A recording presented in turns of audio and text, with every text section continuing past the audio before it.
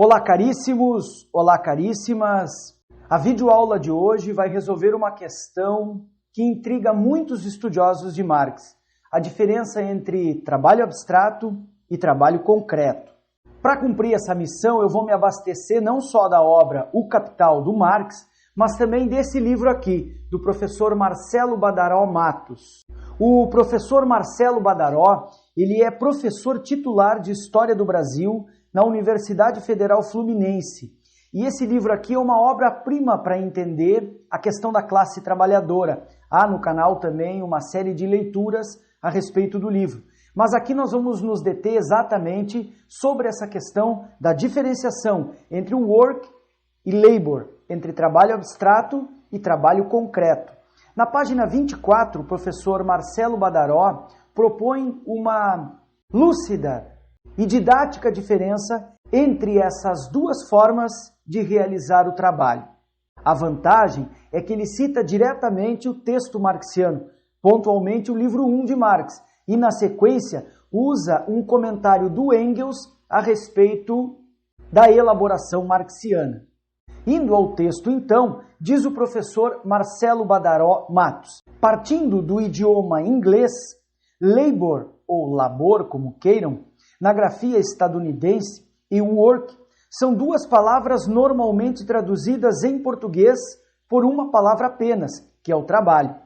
Embora elas tenham na sua origem linguística, filológica, significados peculiarmente distintos. Engels, em uma breve nota a uma edição inglesa de O Capital, posterior à morte do Marx, esclarece essa diferença. Por isso, a peculiaridade dessa explicação do professor Marcelo Badaró.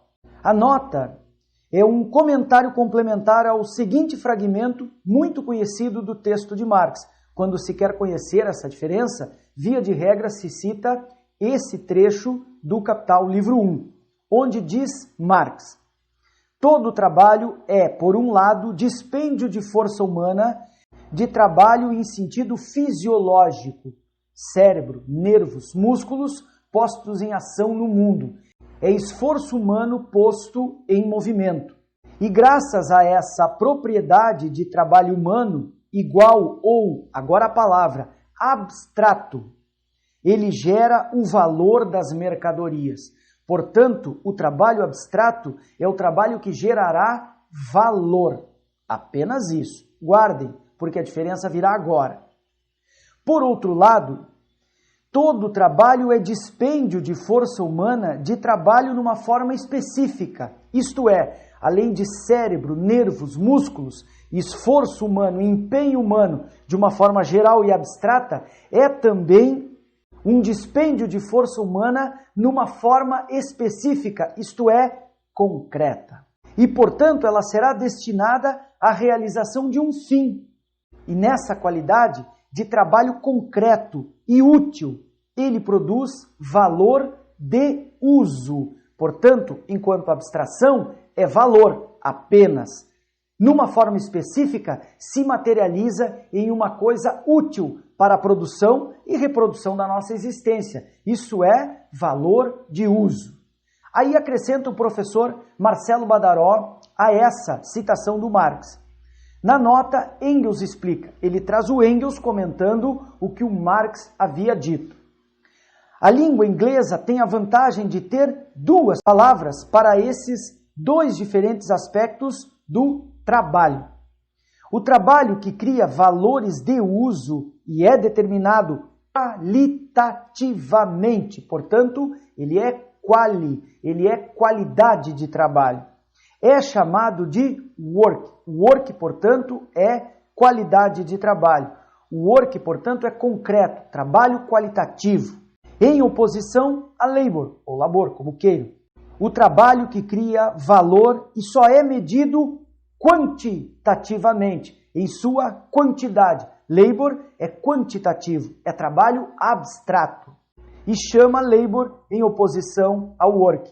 Então, o professor Marcelo Badaró agora toma as duas citações em conjunto e elabora a sua explicação. Diz ele: em língua inglesa, labor acabou por definir não apenas como substantivo, o trabalho que cria valor, como Engels o tratou, mas também serviu como adjetivo para identificar os movimentos sociais e políticos da classe trabalhadora.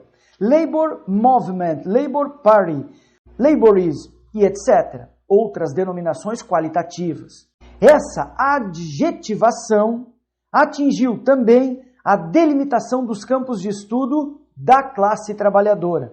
No caso da história, a nomenclatura de um campo específico como Labor History já diz muito. Seus estudos, na maioria das vezes, não se voltaram para o trabalho em seu sentido mais amplo, que atravessa várias configurações sociais ao longo da história, associadas à noção de trabalho concreto, útil, work.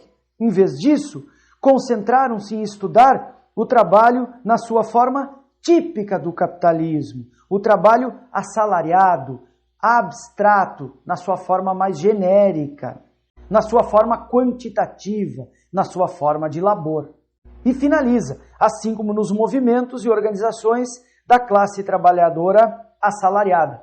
Então, com base nessa explicação muito breve e muito didática do professor Marcelo Badaró, não façamos mais confusão entre essas duas expressões que são, do ponto de vista linguístico e filológico, bastante distintas pela sua especificidade. O dispêndio de força humana, de esforço humano, na sua forma abstrata, é quantitativo. É medido quantitativamente, com o nome de labor, enquanto que o trabalho, o dispêndio de força humana, em sua forma concreta, que cria valores de uso, coisas úteis para a produção e reprodução humanas, é medido pela sua qualidade, pelo tipo que se faz existir no mundo e é, portanto, trabalho concreto, é, portanto, work. Por hoje era isso, muito obrigado e um abraço a todos.